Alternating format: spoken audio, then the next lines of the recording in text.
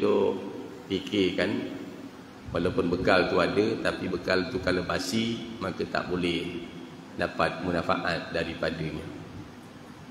Itu bekal yang basi. Tapi kalau amal kita ni Allah Ta'ala tak terima, macam mana agak-agaknya. Kalau bekal tadi basi, maka ada juga amal manusia yang Allah kata wa qadimna ila amilu min amalin faja'alnahu habba'an mansura. Kami jadikan amal yang manusia pandang baik ni, kata Allah, seperti mana debu yang diterbangkan oleh angin. Habis sebegitu, habis terbuang sebegitu sahaja.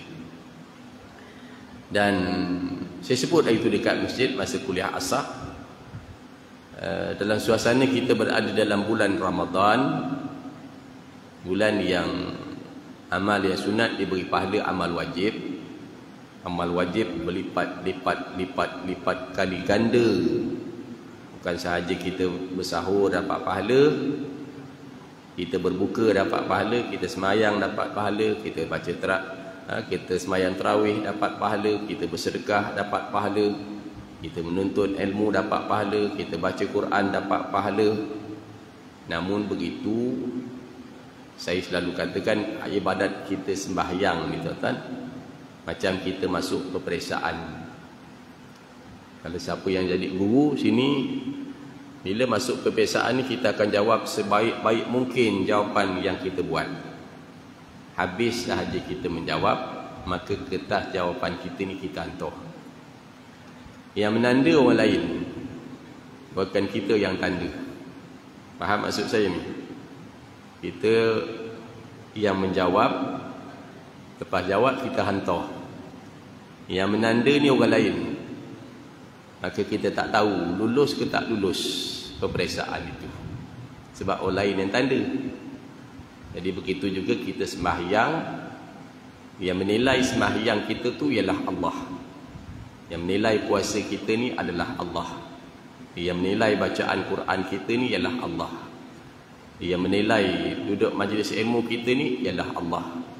Jadi kita tak tahu adakah kita lulus atau tak lulus dalam amal-amal kita.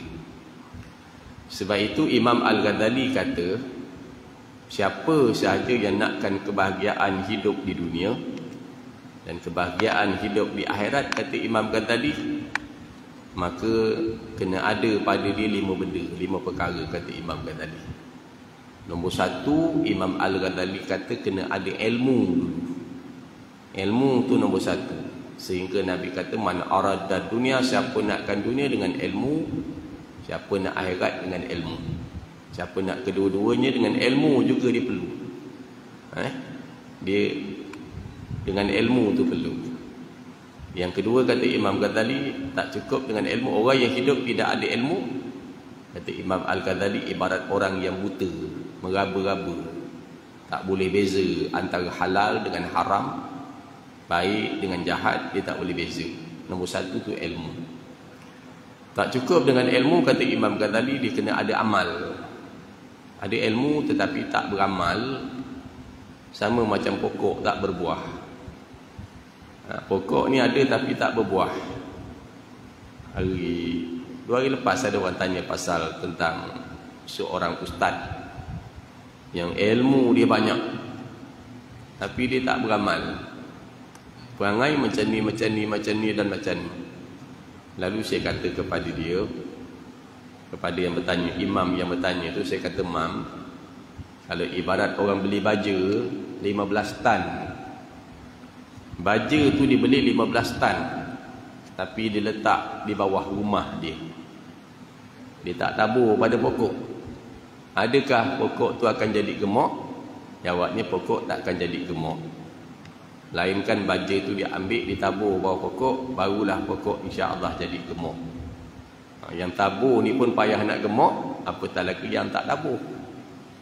Jadi begitu pokok baja mesti dibajakan, maka sebegitu juga ilmu kena amal. Yang ketiga, Imam Ghazali kata tak cukup dengan amal, dia kena ada ikhlas. Kerana beramal kalau tak ikhlas, maka dia jadi uri. Yang kita dapat semayang, puasa, kalau tak ikhlas dalam hati kita, dapat penat kita. sembahyang tarawih, sembahyang baca Quran. Kalau tak ada ikhlas, maka akhirat tak ada pahala. Yang keempat, kata Imam kan tadi, kalau tak cukup dengan ikhlas, kena ada rasa takut. Dalam kita melakukan amal ni, sekali-sekali kita duduk memikirkan Allah Ta'ala terima tak amal-amal kita ni tadi. Allah Ta'ala terima tak amal-amal kita ni. Kena ada ikhlas, rasa takut. Terima tak terima, jangan kita amal lebih kurang aja.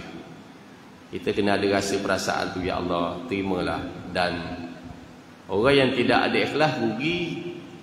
Tak ikhlas, dia kata kena takut dan berharap. Kalau tidak ada takut dan tidak ada berharap, harap, ya Allah terimalah sembahyang aku ni, puasa aku ni, baca Quran aku ni, terimalah Allah. Walau bagaimanapun tuan-tuan, ada orang bertanya juga tentang macam mana amal orang kafir ni ustaz. Jadi sia-sia. Orang kafir ni macam mana amal dia boleh jadi sia-sia? Lalu saya cakap kepada dia, orang kafir ni dia tidak ada bekas. Tahu maksud bekas? Kalau tuan-tuan tak nak tadah air, mesti ada bekas, ada cawan, ada beldi. Jadi orang kafir ni dia tidak ada bekas, dia tak ada beldi. Nak isi kat mana? Bekas ataupun beldi kita ni tuan-tuan ialah akidah kita. Akidah ni merupakan asas utama bekas kita ni. Orang Islam, orang yang dah ada bekas. Bila ada bekas, bukan sahaja dia sembahyang, dia puasa, dia bina masjid, malah dia menuju langkah kaki ke masjid, siap suap yang dimasuk mulut, bagi anak isteri dah makan, tu semua pahala. Jadi ada bekas, pahala tadi masuk dalam bekas tadi. Faham maksud saya?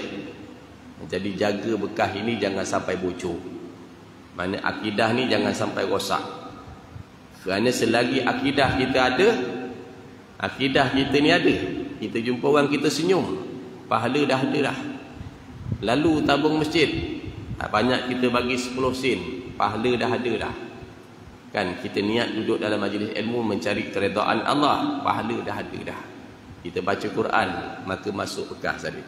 Jadi jaga jangan bekas ni bocor. Jaga jangan sampai bekalan ni basi tuan-tuan. Itu nak nunggu ramai-ramai datang kan. Dah ramai baru boleh mula. Mungkin banyak ni, dan ini kuliah kita yang mungkin untuk raya ni dah sesi puasa. Saya punya hari ni terakhir, lepas tu kita bercuti. Tapi walau bagaimanapun sampai 21 bulan ada lagi kuliah. Maka jangan buang masa. Kita berada di saat ujung dah Ramadan dah.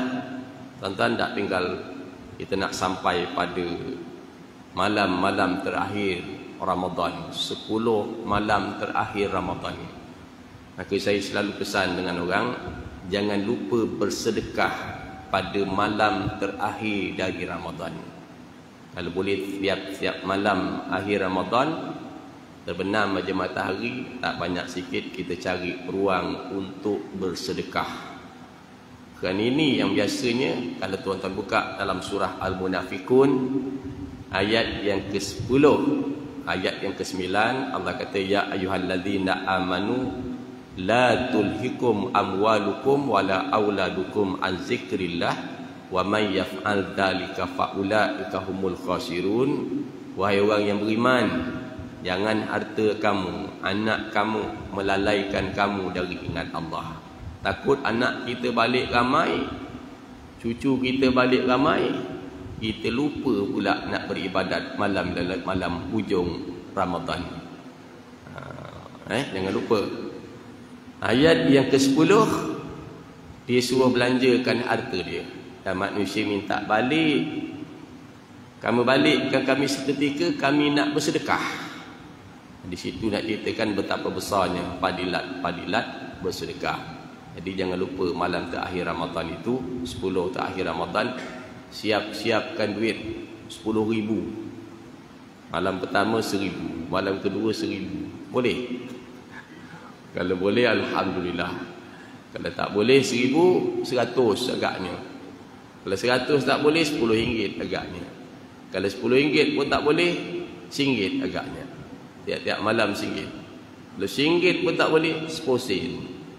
Kalau RM10 pun tak boleh, tak payahlah datang kuliah. Wallahualam. InsyaAllah kita menyambung kembali tuan-tuan pada ayat Al-Quran yang kita baca tentang kisah-kisah orang Yahudi. Setelah kita habis sifat orang Yahudi suka menentang perjanjian-perjanjian, melanggar apa yang dijanji, lepas tu kita sambung sifat buruk orang Yahudi. Kalau tuan-tuan menggariskan, kalau tuan-tuan sempat menggariskan satu demi satu bermula daripada awal marin sifat Yahudi, kalau tuan-tuan dapat ingat, dapat gariskan, buat catatan tepi. Sifat pertama Yahudi apa, sifat kedua Yahudi apa, sifat ketiga Yahudi apa, sifat keempat Yahudi apa, sifat kelima Yahudi apa, sifat keenam Yahudi apa. Cuba tengok sifat tu ada tak pada kita. Dalam kereta saya ada sekeping kitab. Tajuk kitab itu yang tulis dia, penulis dia Said Alwi Al-Maliki. Said Alwi Al-Maliki disebut dalam kitab Qul hazihi sabili, katakanlah sesungguhnya inilah jalan aku. Maka dia menggariskan, dia kata ada 10 sifat yang akan membinasakan, menjahanamkan hidup manusia ni. Sebelum saya lupa, saya baca dulu tuan-tuan. Jadi garis panduan itu supaya mudah-mudahan sifat itu tak ada pada kita. Said Muhammad Alwi Al-Maliki dalam kitabnya Qul hazihi sabili, katanya sesungguhnya inilah jalan aku. Dia menggariskan tentang 10 sifat yang akan membinasakan hidup manusia.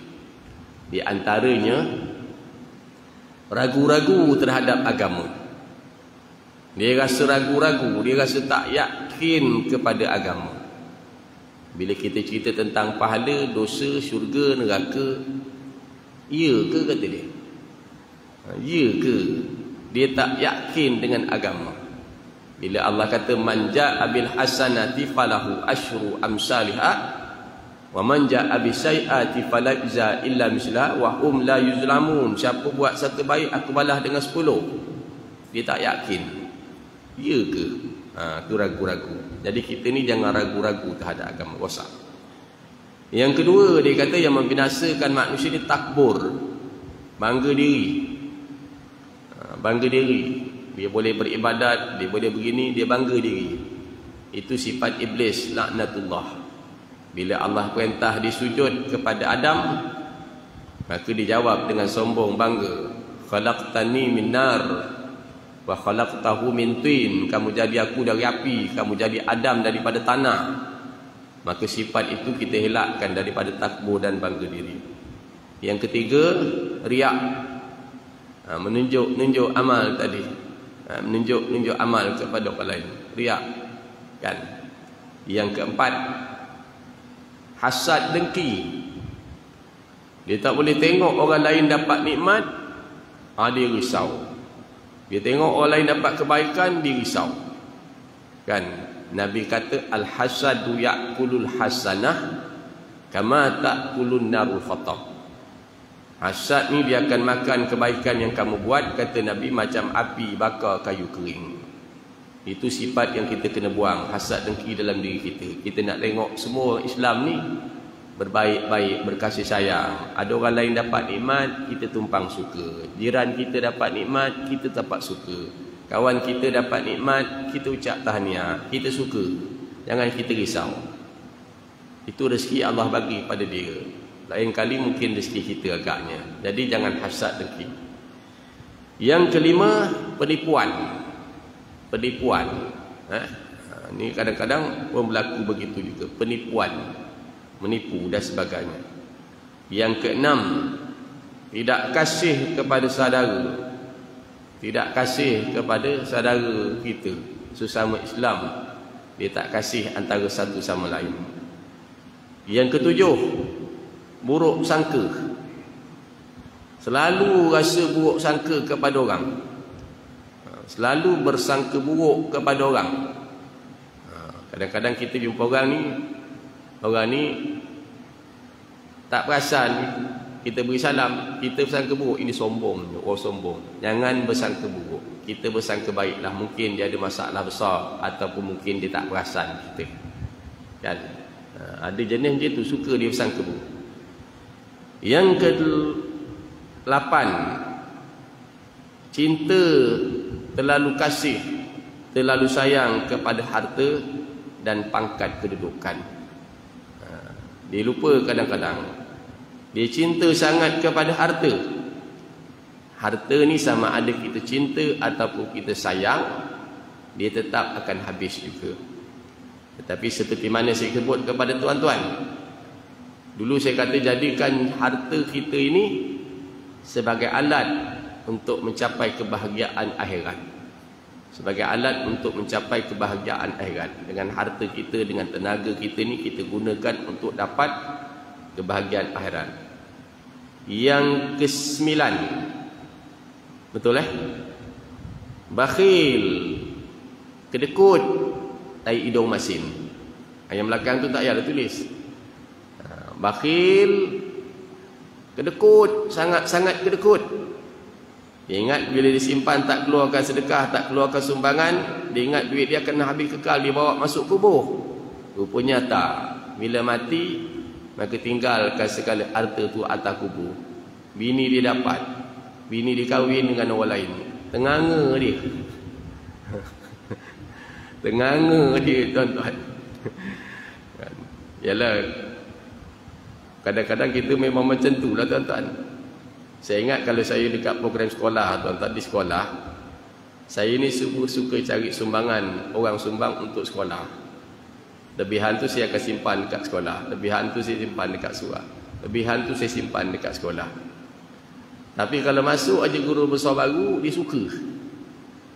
Sebab apa? Duit dah tinggal banyak, dia perhabiskan duit tu. Aku terkelar nilai aku. Kita dulu nak belanja duk fikir utama ke tak utama, boleh tak boleh nak belanja dulu. Kena orang lain masuk, dia habis dia belanja duit-duit tu, tuan. Nak buat macam mana? Dia pasang kipas, dia mendang kipas lagi, tuan. Tapi itulah manusia, kan. Saya kata tak apalah, yang penting kita tak makan. Orang lain kita tak tahu, yang penting kita tak makan. Jadi bakhil, kedekut ni merupakan sifat yang membinasakan kita. Saya Muhammad Alwi Al-Maliki kata, dan akhir sekali terpedaya dengan diri dia sendiri, tertipu, terpedaya dengan diri dia. Dia ingat dia ni dah hebat lah, pasal boleh pergi masjid, boleh pergi surau, boleh begini-begini. Dia tertipu dengan diri dia sendiri kadang-kadang. Dia memang rasa macam tu lah, kan. Kan ada benda yang memang dia tertipu. Kalau burung merak tu kadang-kadang dia terpedaya dengan kecantikan dia.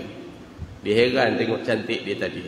Dia lupa kepada Allah Subhanahu wa ta'ala. Terpedaya dengan diri sendiri. Itu sifat yang akan membinasakan kita. Jaga-jaga. Adapun sifat yang menyelamatkan kita, insya-Allah saya akan sebut.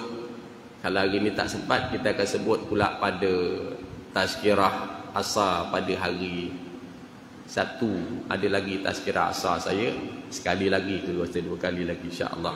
Itu perkara yang menyelamatkan. Pasal ada banyak, ada 13 perkara yang menyelamatkan kita. Satu daripadanya memperbanyakkan bertaubat kepada Allah Subhanahu wa taala. Taubat. Apa pun tuan-tuan hati, adapun apa pun tuan-tuan iman. Tadi saya duduk awal tadi, saya sampai, saya tengok dekat tepi pantai tadi. Tengok dekat situ. Sambil saya tengok pukulan air ombak yang perlahan. Orang Jawa kata alon-alon. Ombak ni pukul, turun, naik, turun, naik, turun, naik. Jadi saya tengok hakisan pantai. Hakisan batu yang diikat tadi, walaupun di simen diikat tadi dengan batu, tapi sedikit demi sedikit pukulan ombak yang perlahan itu menyebabkan batu-batu tadi pecah, buntung. Maka sebegitulah kita bentuk sifat kita. Dia perlu makan masa yang banyak, tuan-tuan.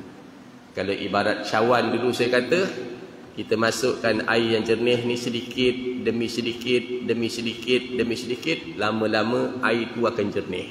Maka dalam hati kita ni kita masukkan sifat mulia sikit demi sikit demi sikit. Dulu saya pernah sebut dengan tuan-tuan, kalau kita duduk dalam majlis ilmu ni, khususnya kuliah saya, orang lain sudah saya tak tahu. Saya kalau bercakap, saya cakap terang aja. Bila duduk dalam majlis ilmu ni, saya kata ibarat kita dengan kemuncung. Bila kita gosok tangan kita ni tuan-tuan, tangan kita ni kalau dia tak ada duri, dia tak akan rasa sakit. Tapi kalau ada duri, dia akan rasa sakit. Orang yang cerdik, dia cabut duri tu, dia buang, supaya lain kali dia gosok, dia tak rasa sakit lagi. Maka sebegitulah duduk dalam majlis ilmu, kadang-kadang terasa rasa macam ustaz hentam kita. Maka sebenarnya itu adalah ubat penawar. Kan seperti mana saya sebut dulu tuan-tuan, dalam banyak-banyak ubat ni kadang-kadang dia pahit. Tapi pahit-pahit itu sebenarnya dia adalah ubat. Manakala gula itu dia manis, tapi pada manisnya gula itu rupanya ada racun kadang-kadang yang menyusahkan kita. Jadi tahan nak duduk dalam majlis ilmu insya-Allah. Jadi kita sambung balik kepada ayat ke-87 hingga 8 ke-9 daripada surah Al-Baqarah tentang Yahudi menentang para nabi dan para rasul. Adakah kita menentang para nabi? Tuan-tuan berkata, ustaz, nabi dah tak ada. Adakah kita menentang para rasul? Tuan-tuan berkata, rasul dah tak ada. Ya, betul. Tetapi tuan-tuan jangan lupa, ajaran nabi, ajaran rasul itu masih ada lagi. Ajaran nabi dan ajaran rasul itu masih ada lagi. InsyaAllah kita sama-sama baca. A'udzubillahi minasyaitanirrajim.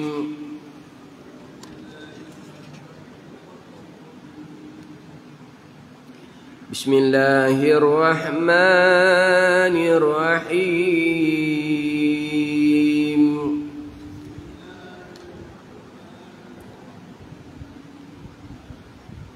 وَلَقَدْ آتَيْنَا مُوسَى الْكِتَابَ وَقَفَّيْنَا مِنْ بَعْدِهِ بِالرُّسُلِ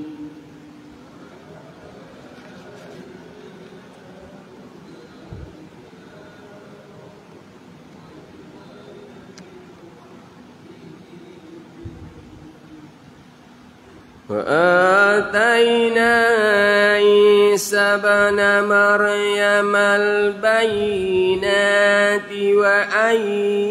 وأيدناه بروح القدس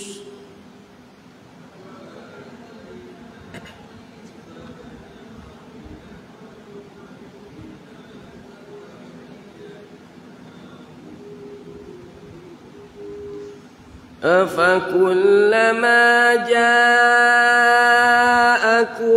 رسول بما لا تهوى أنفسكم استكبرتم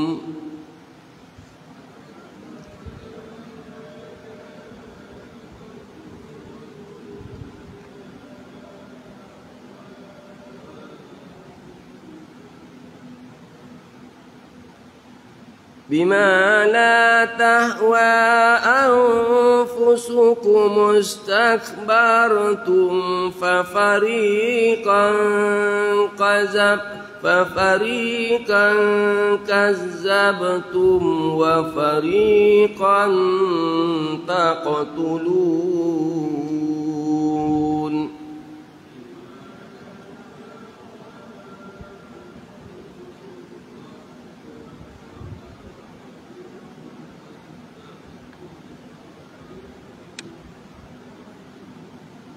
وقالوا قلوبنا غلف بل لعنهم الله بكفرهم فقليلا ما يؤمنون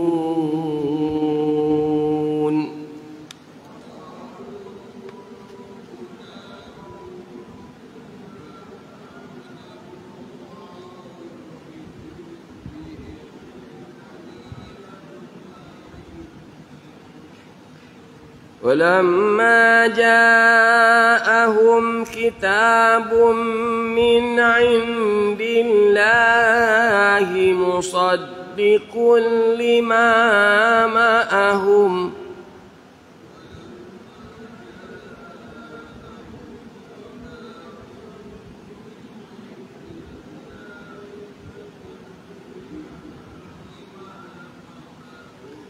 وكانوا من قبل يستفتحون على الذين كفروا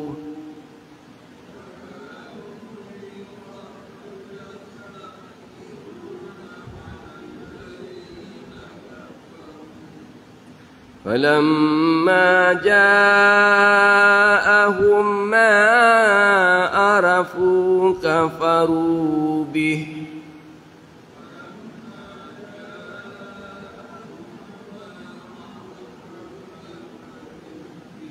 فلعنة الله على الكافرين.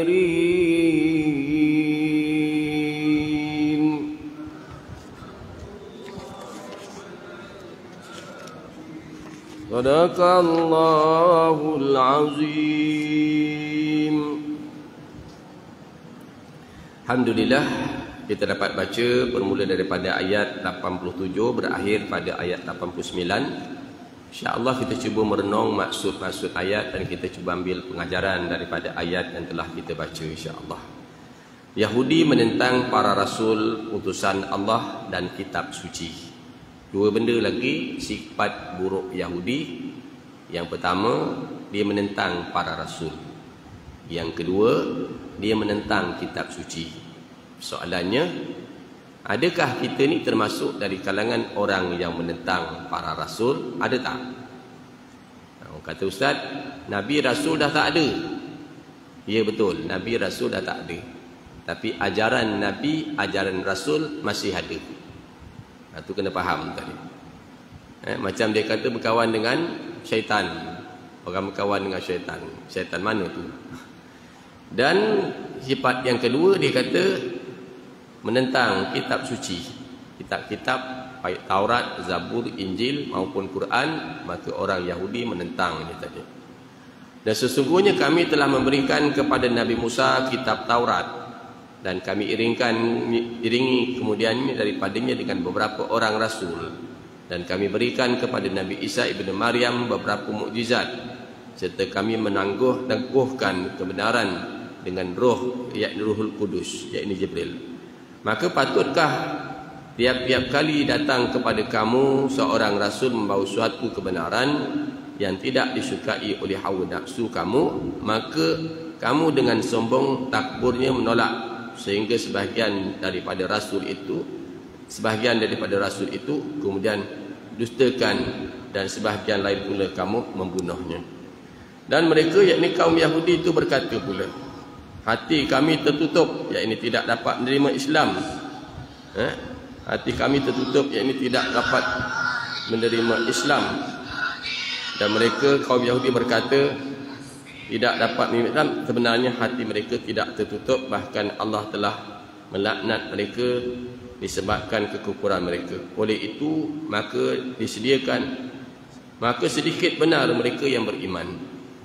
Dan ketika datang kepada mereka sebuah kitab daripada Allah, yakni Al-Quran, yang mengesahkan apa yang ada pada mereka, kitab Taurat, sedangkan mereka sebelum ini sentiasa memohon kepada Allah kemenangan atas kaum musyrikin dengan kedatangan seorang Nabi dan para Rasul di kitab itu. Setelah datang kepada mereka apa yang mereka sedia mengetahui kebenaran, maka yakni Nabi Muhammad dan Al-Quran mereka mengingkari. Maka dengan demikian laknat Allah menimpa orang-orang yang kafir.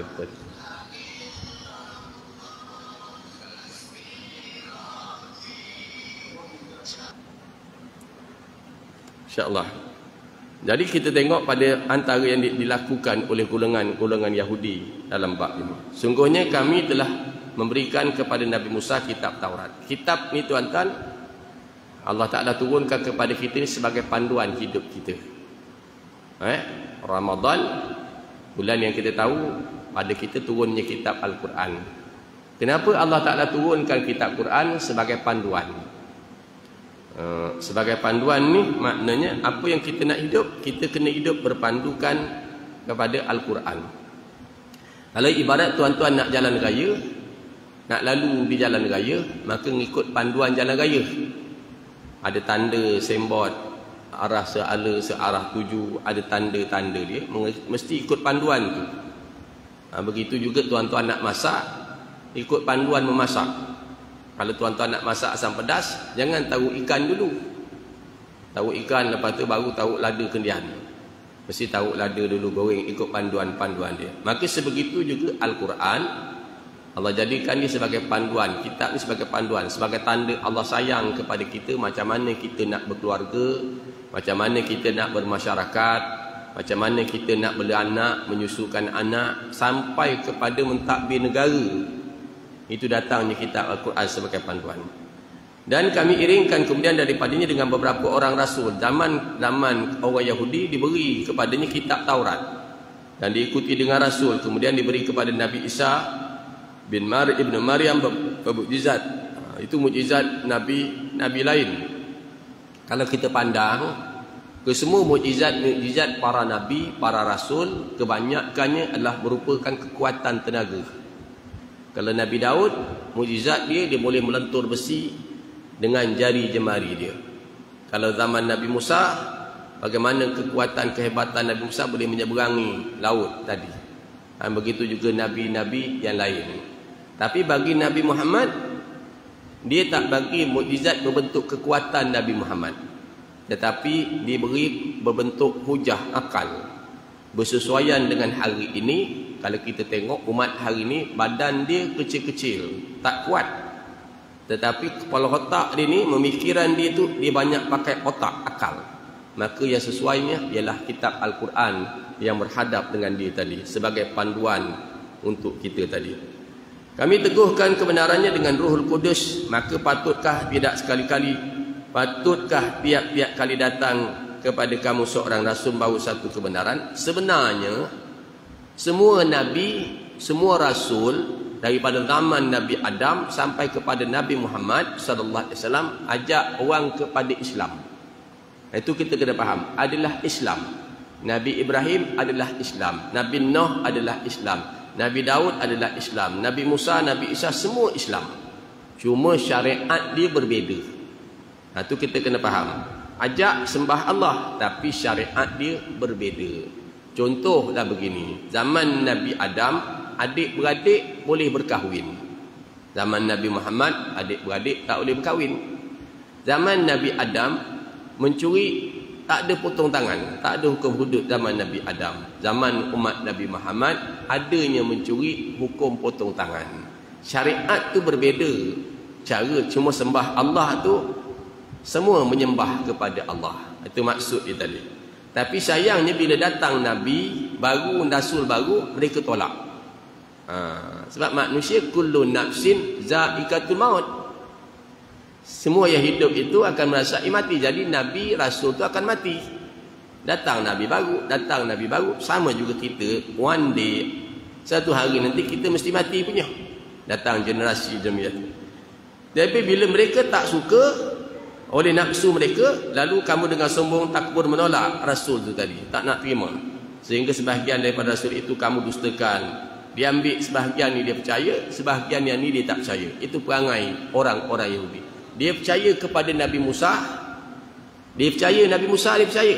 Dia tak percaya kepada Nabi Isa. Ada yang percaya kepada Nabi Isa, dia tak percaya kepada Nabi Muhammad. Kita orang Islam percaya tak kepada Nabi Musa? Percaya tak? Percaya. Percaya tak Nabi Isa? Percaya tak Nabi Isa? Percaya. Kita tak menganggap orang Nabi Isa itu sebagai anak Tuhan. Kan? Atas alasan kan orang kata dia tidak ada, atas alasan orang kata dia tak ada bapa. Nabi Adam Allah jadikan tidak berbapa.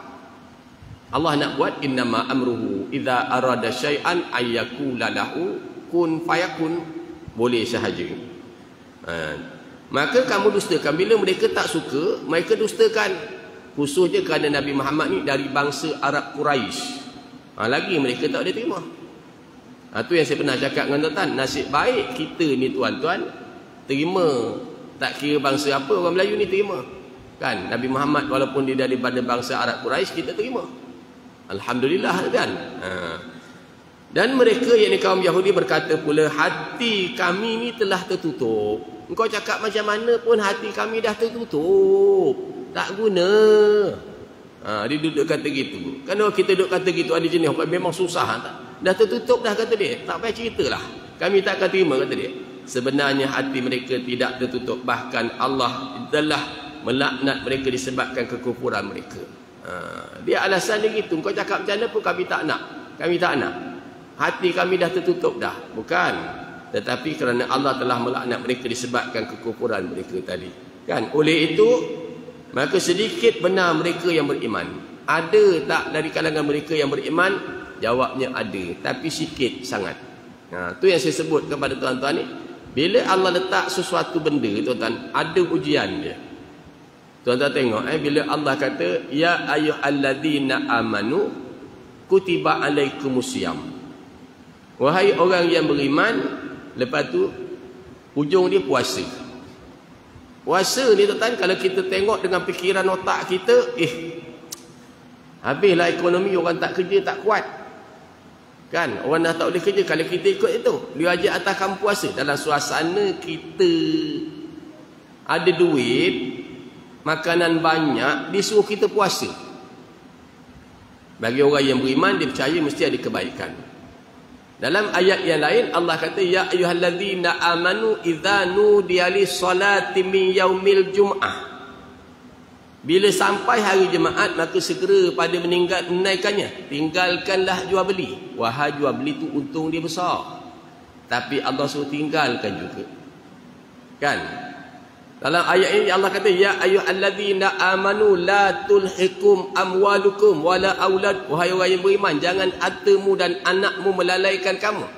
Ini benda-benda yang kalau kita pandang dan kita fikirkan, kenapa Inilah ujian datangnya daripada Allah Subhanahu wa taala. Dia nak tengok kita ni jenis yang mendengar atau sami'na wa ata'na atau sami'na wa asaina. Kami dengar, kami nak lawan.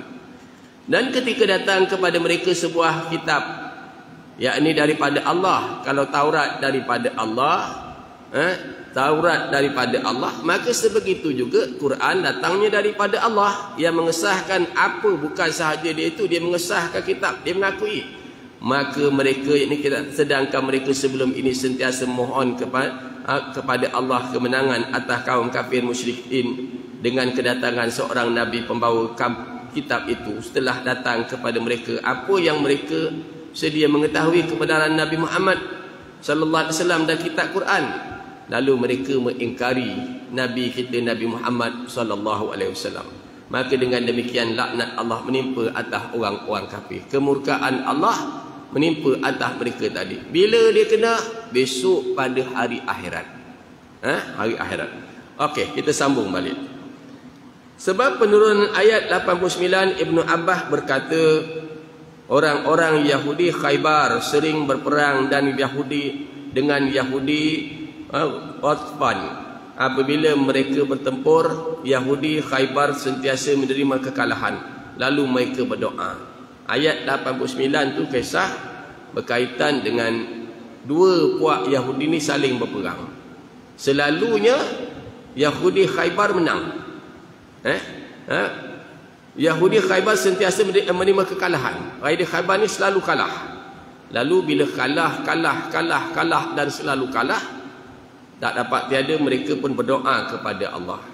Ya Allah, kami memohon kepada kamu dengan kebenaran Nabi Muhammad ummi yang dijanjikan akan kemunculannya pada akhir zaman, agar kami memenangi peperangan menentang mereka. Mereka sentiasa berdoa sedemikian.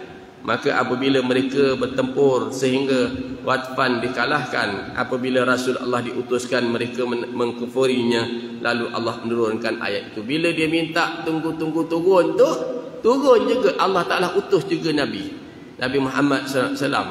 Tapi bila diutus, mereka mengkufurinya sebab mereka dah menang dalam peperangan tadi.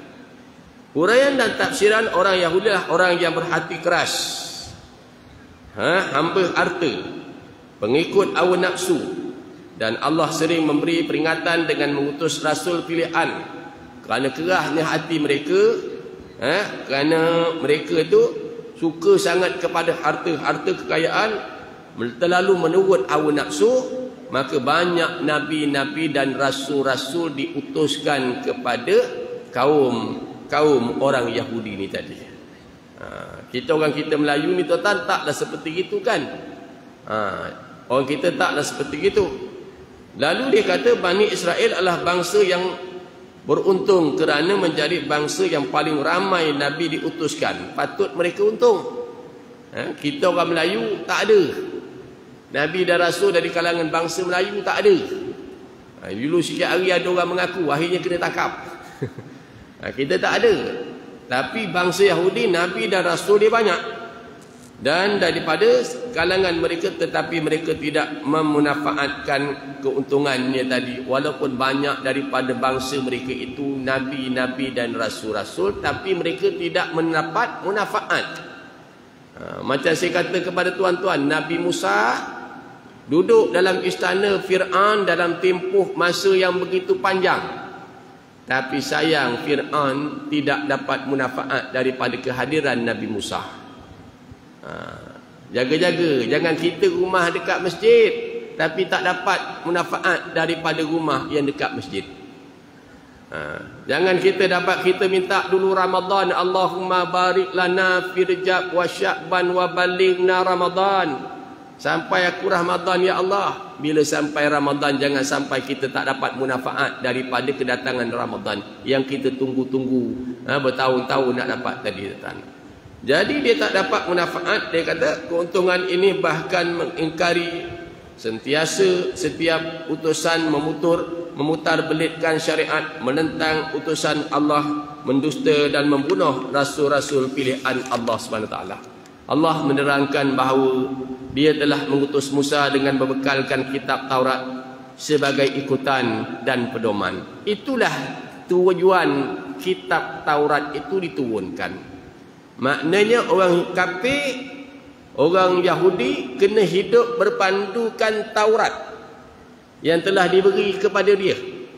Orang Nasrani akan berpandu kepada Injil. Maka kita orang Islam hidup kena berpandukan kepada Al-Quran. Boleh faham Taurat satu, Injil dua, Al-Quran kita. Maka kitab Al-Quran ni tuan-tuan bukan satu kitab just yang hanya untuk dibaca, tapi dibaca dan dipahami dan diikuti segala ajaran dia. Sebab itu tuan-tuan berpuasa pada bulan Ramadan. Kenapa tuan-tuan puasa bulan Ramadan? Kerana ya ayyuhalladzina amanu kutiba alaikumusiyam kama kutiba alal ladzina min qablikum la'allakum tattaqun. Syahrul Ramadan alladzi unzila fihi al-Quran. Kerana Quran suruh. Bulan Ramadan kita berpuasa. Kenapa tuan-tuan menunaikan fardu haji di Mekah? Kerana Quran yang suruh. Wa atimul hajja wal umrata lillah. Kenapa kita tak makan rasuah? Kerana Allah larang. Nabi larang. Kenapa kita tak berzina? Kerana Allah larang. Quran larang. Jangan berzina. Maka sebegitulah pentingnya kitab Quran tuan-tuan, yang hari ini kita berada pada tanggal 17 Ramadan. Orang sibuk bincang bergaduh pasal bila turunnya Quran. Bila dan bila tuan. Yang pentingnya ialah bila kita nak memahami Al-Quran dan nak mematuhi segala kebenaran yang ada dalam Quran. Sebab itulah Allah Ta'ala bertanya pada ayat ke-16 daripada surah Hadid. Kalau tuan-tuan bawa Quran, tengok ayat 16. Bila Allah kata alam ya'ninil ladzina amanu antah sya'a qulubuhum lidzikrillah. Belumkah sampai waktunya lagi, kata Allah, bagi orang yang beriman, 2, untuk syarah khusyuk mengingati Allah, 3, dan mematuhi kebenaran yang diwahyukan atasnya, 4, dan jangan mereka menjadi seperti mana Yahudi dan Nasrani. Mereka bila mereka melalui masa yang panjang, hati mereka menjadi keras. Tak percaya, tuan-tuan balik buka ayat ke-16 daripada surah Hadid. Ayat ke-16. Allah Ta'ala tanya, alam ya'ninil ladzina amanu an tahsha'a qulubuhum li dzikrillah. Soalan pertama Allah Ta'ala tanya, belum sampai masa ke lagi bagi orang yang beriman untuk secara khusyuk mengingati Allah, mematuhi segala kebenaran yang diwahyukan padanya? Maknanya cerita yang ada dalam Quran ni semua ambil yang ada dalam Quran. Jangan mereka jadi macam Yahudi, kata Allah. Jangan mereka jadi macam Nasrani. Bila mereka melalui masa yang panjang, kata Allah, maka hati mereka menjadi keras. Kita setakat hari ini yang kita ambil, banyaklah yang kita ambil ajaran Quran, tapi banyak juga yang kita tak ambil. Buat muamalat, sebahagian kita ambil, sebahagian tak ambil. Bab fiqh kita ambil, bab fiqh kita ambil, kan? Bab haji kita ambil, bab puasa kita ambil. Kadang-kadang bab jual beli kita ambil sikit-sikit. Apabila sampai kepada undang-undang jenayah, biasanya kita tak ambil undang-undang jenayah itu tadi. Nampak tak? Jadi jangan jadi begitu. Habis orang tanya macam mana Ustaz? Kita kena jawab bahawa apa yang ada dalam Al-Quran ini adalah sebaik-baik kitab sebagai panduan untuk kita orang Islam. Kita kena akui macam tu. Jangan pula kita kata tak sesuai. Habislah rosak akidah kita nanti. Okey. Seterusnya dia kata, mana dia tadi? Dan Allah menerangkan bahawa dia telah mengutus Musa dengan membekalkan kitab Taurat sebagai ikutan dan pedoman. Sementara itu mengutuskan Nabi Yusha, Daud, Sulaiman, Uzair, Ilyasa dan sebagainya, nuruskan syariat Allah sebagaimana firman Allah, "Tsumma arsalna rusulana tatra." Kemudian kami mengutuskan rasul-rasul kami silih berganti. Namun Isa membawa sedikit pembaharuan hukum dan dibekalkan dengan mukjizat seperti menghidupkan orang mati, menjadikan burung dapat daripada tanah, menyembuhkan penyakit, tahu perkara-perkara gaib, dan dibantu oleh Ruhul Kudus yakni Jibril. Perkara yang demikian itu rupa-rupanya tidak dihiraukan langsung oleh orang Yahudi, bahkan mereka mendustai dan menolak. Walaupun Musa ni ada kelebihan yang banyak tadi, dia tetap juga tolak. Sebahagian yang menerima dan sebahagian yang menolak. Yahudi ni sebahagian tolak Nabi Musa dan sebahagiannya tolak terima Nabi Musa tadi. Kan kita baca bila Nabi Musa dihalau tadi, melari menyeberangi laut, kan Fir'aun tolak ajaran Nabi Musa. Maka apabila sesuatu utusan Allah diutus kepada mereka, pastilah tidak disukai Yahudi kerana tidak menepati ciri-ciri yang mereka sukai, iaitu membawa kerosakan. Kerana Nabi Musa ni ajak benda baik, maka mereka tak suka. Biasalah tuan-tuan, membawa kerosakan, berpoya-poya melakukan, dia kata rasuah, tidak perlu menyembah Allah, tidak perlu berbuat baik kepada ibu bapa, tidak perlu berbalas kesian, tidak perlu membantu, tidak perlu melakukan kebaikan kepada kaum kerabat, anak-anak yatim dan orang miskin, tidak perlu berkata dengan kebaikan, tidak perlu menunaikan solat, tidak perlu juga mengeluarkan zakat dan sebagainya. Mereka mahu hidup ganas, samsing dan utusan Allah bukanlah orangnya. Jadi kerana utusan Allah tu ajak kepada benda baik, maka dia tak suka. Itu aja sebab dia. Kadang-kadang bukan kerana apa pun, orang ajak semayang aja, orang ajak kita puasa aja, orang bukan curi duit kita. Itulah yang berlaku. Dan sampailah hari ini, bila ada orang ajak orang kepada kebaikan, ada orang yang suka dan ada orang yang tak berapa nak suka. Nak buat macam mana? Nak buat macam mana? Kita terus saja kan buat orang tak suka. Ada seberang sana cakap dengan saya, bila kita nak buat agian bantuan fakir miskin, Ustaz, duit masjid banyak, jadi kita duit masjid ni banyak, kita bermesyuarat, kita setujulah duit masjid yang banyak ni kita nak mujuk orang datang masjid, nak mujuk orang datang surau, kita bagilah kepada fakir miskin dengan tujuan nak lembutkan hati, pasal duit banyak. Jadi kita keluar, maka orang marah, mengongot, orang marah. Saya kata nak buat macam mana? Dah memang macam tu perangai manusia. Bukan awak sahaja Tuan Haji, saya kata. Nabi Muhammad bawa orang kepada agama, Nabi tak ambil harta orang. Nabi Muhammad kena baling dengan batu meleleh darah ke tumit dia. Nabi Nuh ajak orang kepada agama, orang kata Nabi Nuh gila. Tuan-tuan tak terasa hati ke kalau orang kata kita ni gila, tuan? Kita ajak orang semayang, puasa, menyembah Allah, ada akhirat, orang kata kau ni gila. Tak terasa hati apa? Kan? Nabi Ibrahim ajak orang kepada agama, jangan sembah patung, sembahlah Allah, Tuhan yang takbir langit dan bumi. Nabi Ibrahim kena bakar. Ini kena gam aja dah, kita dah risau. Nabi Ibrahim kena bakar, tuan-tuan.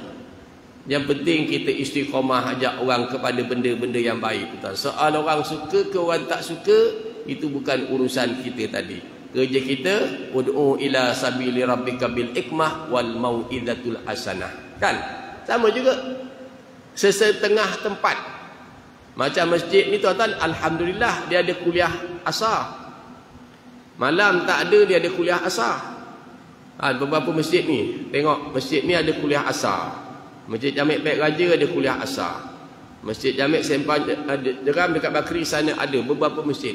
Yang sebelah ni saya tak tahu ada ke tak ada. Tapi ada yang buat majlis ilmu.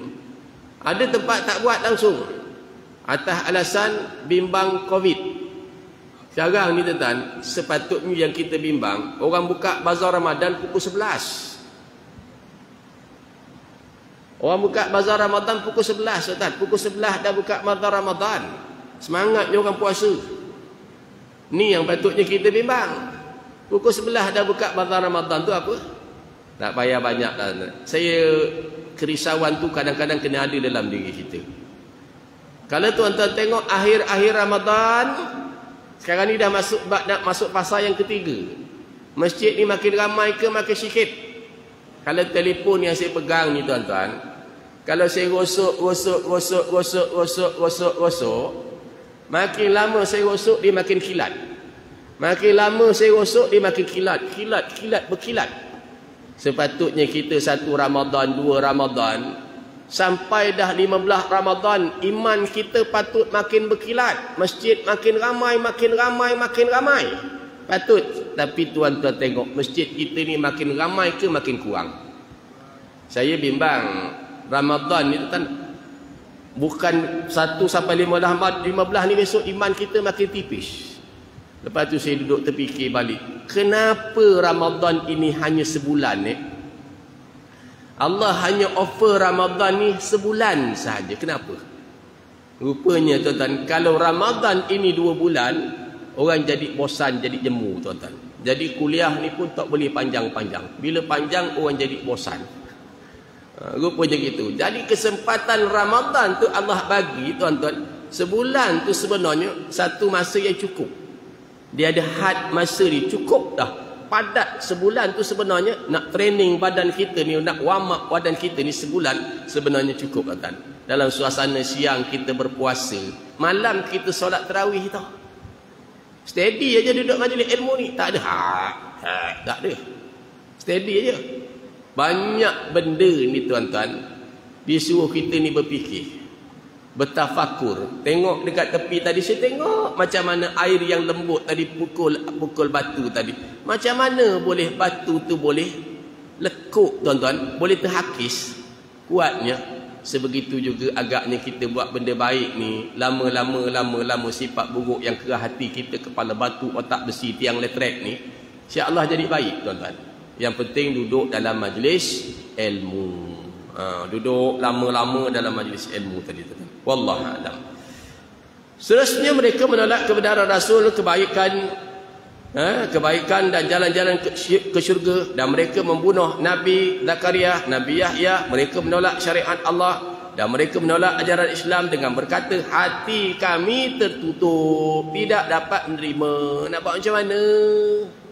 Ada orang cakap macam tu. Ada orang boleh bercakap, ustaz, kalau semua kali masuk syurga, siapa nak masuk neraka?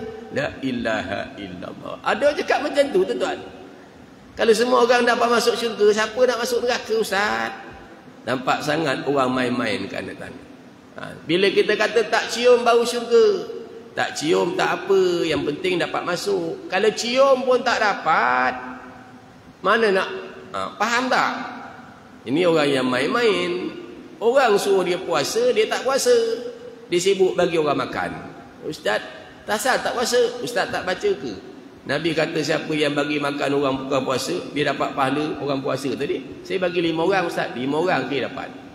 Dalam hati aku nak cakap otak engkau aja. Dalam hati nak cakap macam tu je, tapi kadang-kadang sabar. Ni besok Ramadan, suruh dia puasa tak puasa. 6 hari pula dia tak tinggal. 6 hari itu dia tak tinggal. Kenapa tak tinggal? 6 hari itu dapat pahala puasa setahun Ustaz. Yang tadi Ustaz puasa sebulan. Punya tak cerdiknya tuan kadang-kadang. Wallahualam. Kadang-kadang orang macam ni tuan, orang Jawa kata apa? Waste time. Kita layan dia buang masa. Banyak lagi kerja kita lantak langkau kadang-kadang duk fikir tuan. Kekufuran mereka itu Allah membalas dengan menerima kelaknatan di dunia, di akhirat. Mereka adalah orang yang sentiasa menunggu kedatangan Nabi akhir zaman untuk menyelamatkan mereka dan sentiasa berdoa untuk keselamatan mereka.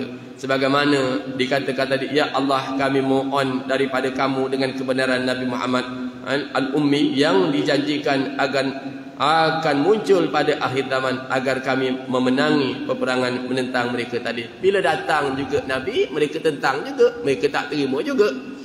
Kemudian dia kata, ya Allah bantulah kami dengan kebenaran Nabi Muhammad untuk dijanjikan akan kemunculan pada akhir zaman yang kami mengenalinya sifat-sifat sebagaimana terkandung dalam kitab Taurah itu tadi. Bagaimana tuan-tuan kalau baca dalam surah Shaf ni tuan-tuan, kalau tuan-tuan rajin buka daripada surah Shaf, tuan-tuan tengok ayat yang ke-5 daripada surah Shaf dengan ayat yang ke-6. Allah kata, innallaha yuhibbul ladzina yuqatiluna fi sabilihi saffan ka'annahum bunyanun marsus. Wa idh qala Musa liqaumihi ya qaumi lima tu'zunani wa qad ta'lamuna anni rasulullahi ilaikum. Falamma daghu adagha Allahu qulubahum wallahu la yahdil qaumal fasikin.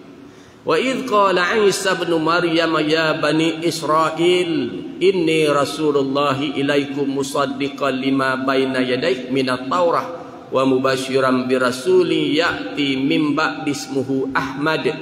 Falamma ja'ahum bil bainat qalu hadza sihrun mubin. Ni daripada surah Shaf. Dalam ayat daripada surah Shaf ayat yang ke-5, bermula ayat ke-4 saya baca tadi, sesungguhnya Allah mengasihi orang yang berperang, orang yang berjuang untuk membela agamanya. Dia buat kerja untuk tolong agama dia dalam barisan yang teratur, tersusun barisan itu seolah-olah mereka sebuah bangunan yang tersusun kukuh. Allah suka orang yang tolong agama Allah. Macam satu bangunan yang tersusun kukuh, batu atas ada, batu bawah ada, diikat dengan simen dan pasir yang cukup, dia kuat. Batu yang di atas tak boleh sombong. Kalau tak ada batu di atas, tak ada batu di atas, batu di atas jangan sombong. Kalau tak ada batu di bawah, batu di atas takkan ada maknanya. Dan begitu juga batu di bawah jangan sombong. Kalau tak ada batu di atas, bangunan tak siap. Ini dia, kita buat kerja ni tuan-tuan untuk tolong agama Allah. Sekarang ni kita ni duduk dalam untuk buat menyampaikan agama Allah. Ada batu di atas dan ada batu di bawah. Agaknya kalau sekarang ni saya jadi batu di atas lah, tuan-tuan jadi batu di bawah. Di antara batu di atas dengan batu yang di bawah, mana lebih mulia? Hanya Allah sahaja lebih mengetahui. Bukan saya duduk di atas ni saya lebih mulia daripada tuan-tuan. Bukan, belum tentu lagi. Kalau ada batu di atas, batu di bawah tak ada. Saya pun mengajar, tuan-tuan seorang pun tak datang. Orang nyengah daripada pintu luar, tak apa kena Ustaz Ishak tu dah gila apa cakap seorang-seorang. Faham? Tak ada untungnya, tak ada pak. Apa pasal Ustaz Ishak tu ngajar seorang-seorang tu dah gila apa? Orang kata gila mabuk nak berkuliah. Orang dah tutup kuliah, dia buka lagi kuliah seorang-seorang. Tapi kalau tuan-tuan ada, saya tak ada pula. Tuan-tuan nganggur. Saya pun tengok apa asal orang masjid tu nganggur dia tu. Kuliah, mana ada ustaz? Tak ada. Nampak tuan-tuan? Kita ni saling ada imam, ada makmum. Ingat tak saya cakap dengan tuan-tuan? Bila tuan-tuan menyumbang sebahagian daripada duit yang tuan-tuan sumbang, jangan berbangga kerana tuan-tuan menyumbang. Tapi kalau tak ada orang nak terima tuan-tuan, duit tuan-tuan tak ada makna. Boleh faham? Boleh faham?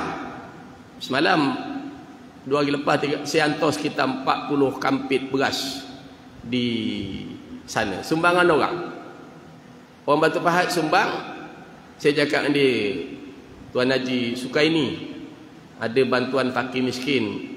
Orang miskin, fakir miskin ada lebih kurang 40 keluarga.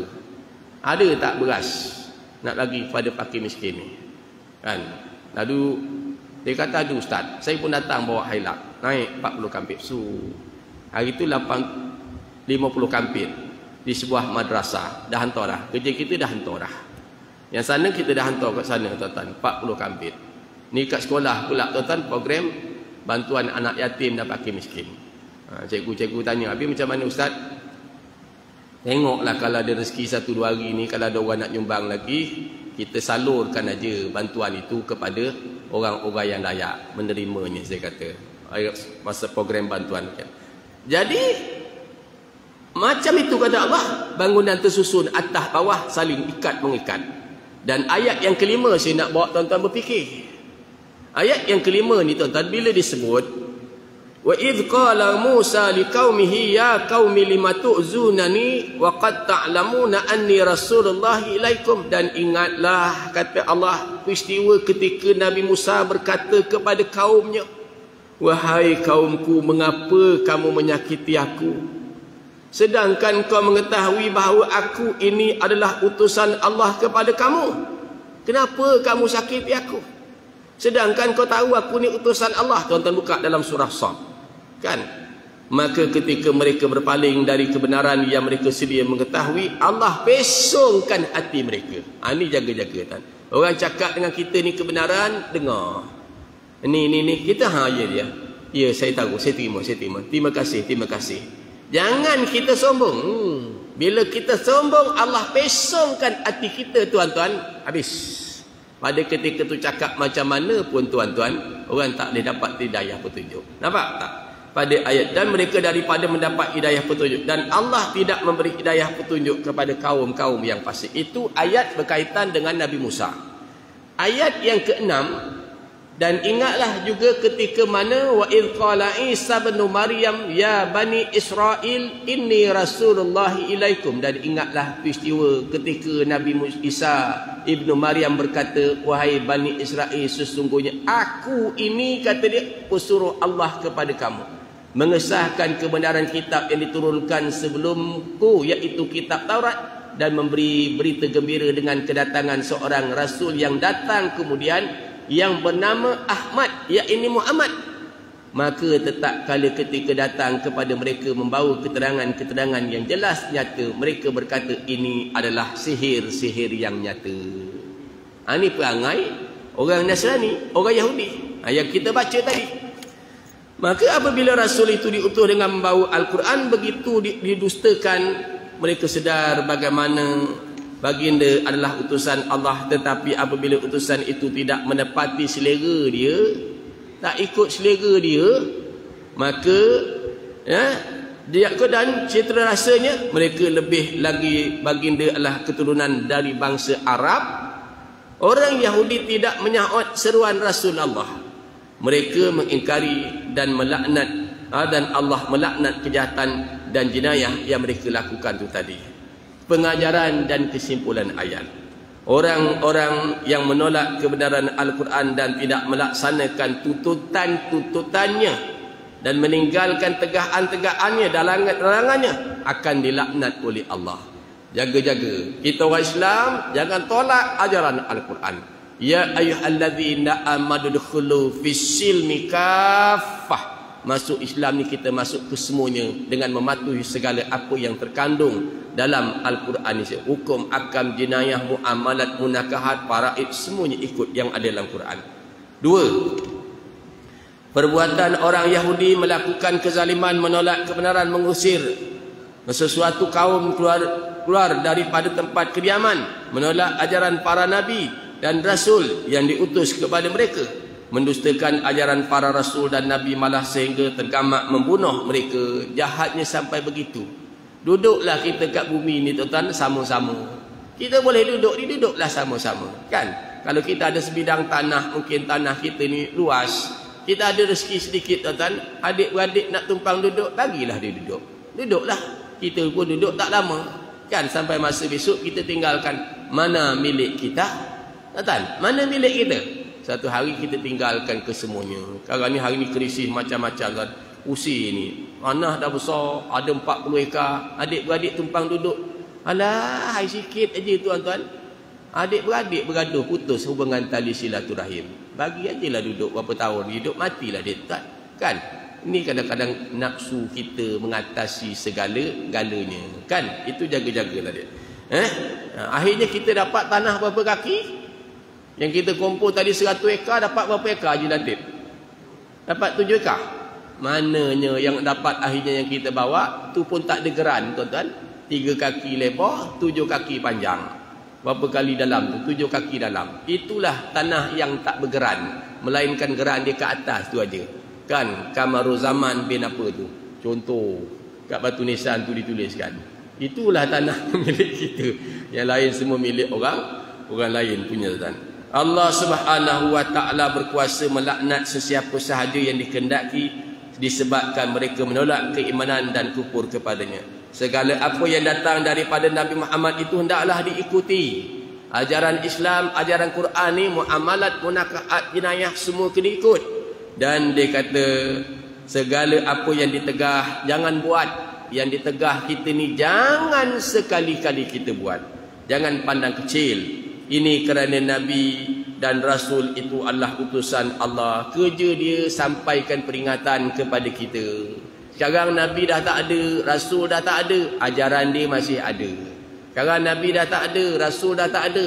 Yang ada para alim ulama yang mengisahkan, menceritakan dalam bab ini tuan-tuan. Jangan dibencinya tadi. Utusan Allah yang diamanahkan untuk membawa ajaran dan syariat Allah Subhanahu wa taala. Maka sampai situ kita berhenti tuan-tuan. InsyaAllah kita menyambung kembali kuliah kita 2 minggu selepas raya. Dipahamkan sebegitu. 2 minggu selepas raya. Puasa bukan raya haji, raya puasa. Jadi saya kira cukup sekadar itu tuan-tuan. Kita tak buka kitab yang satu lagi kerana masa mencemburui kita. Jadi saya agaknya sempena raya lah. Kita sebut raya sikit tuan-tuan. Walaupun belum raya. Pesan saya yang pertama, Ramadan yang berbaki tinggal sekitar mungkin 12 hari, 13 hari. Gunakanlah sebaik mungkin. Pastikan bahawa setiap langkah yang kita buat ini, senyum kita, makan kita, minum kita, berjalan kita, duduk masjid kita, menuntut ilmu, semuanya penuh dengan pahala. Jangan dilepas walaupun seminit dengan perkara yang tidak mendatangkan manfaat. Perbanyakkanlah beristighfar. Mudah-mudahan akhir Ramadan kita menyambut Aidil Fitri, fitrah, asal kematian kedatangan kita. Dulu kita datang keluar daripada perut mak kita dalam keadaan kita suci bersih, seibarat sehelai kain putih yang tidak ada kotoran sedikit pun. Mudah-mudahan setelah kita banyak beristighfar dalam bulan Ramadan ini tuan-tuan, Allah bersihkan diri kita daripada segala kotoran-kotoran dosa, sama seibarat seperti mana seketing kain yang putih tadi. Maka perbanyakkanlah beristighfar dan perbanyakkanlah bersedekah tuan-tuan di akhir-akhir Ramadan ini sekadar yang kita mampu. Jadi sepanjang saya berkuliah, saya minta maaf kalau terkasar bahasa, khususnya kepada Tuan Haji Latif, Tuan Haji Yahya yang saya selalu sebut nama-nama dia. Salah silap saya ataupun tuan-tuan terkasar bahasa, tersilap, termakan, terminum, terambil dan sebagainya, saya minta maaf zahir batin dalam hidup saya. Kita tak mahu ada dosa dengan orang. Kerana dosa dengan orang ini akan menyebabkan kita muflis besok pada hari akhirat nanti, tuan-tuan. Jadi saya sebenarnya serba salah nak umum tuan-tuan ni, tapi kalau ada tuan-tuan yang masih lagi nak menyumbang untuk bantuan jamuan buka puasa dan khatam Quran dan bantuan anak yatim di sekolah saya alukan lagi tuan-tuan, insya-Allah. Pada itu insya-Allah. Bismillahirrahmanirrahim.